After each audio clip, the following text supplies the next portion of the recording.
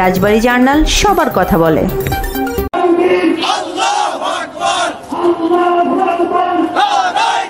বিসমিল্লাহির রহমানির রহিম।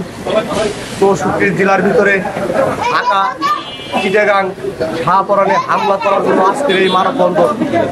আমরা চাই না কারো ধর্মের পর কেউ আঘাত আনুক। ধর্ম মানে শান্তি, ইসলাম মানে শান্তি।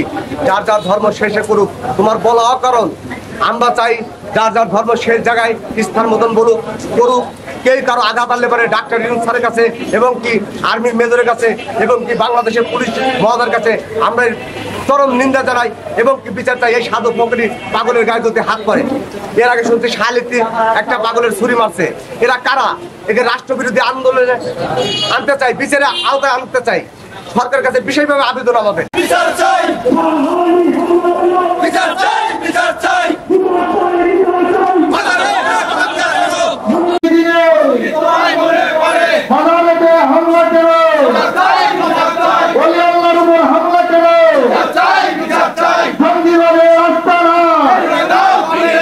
তিনশো 60 জন আউলিয়ার দেশ এটা সাধারণ দেশের মানুষের জন্য নয়। আজকে যারা আউলিয়ার সেবায় শান্তিতে থাকে, তারাও তাদের সেবায় থাকে, তাদের মাঝের আঘাত আনা হয়েছে।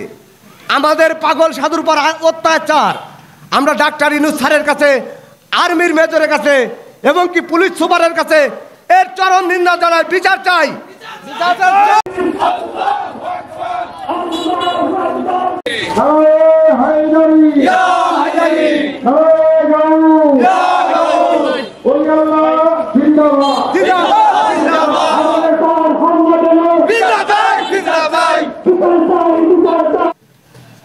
আমরা আজকে এখানে সবাই উপস্থিত হয়েছি।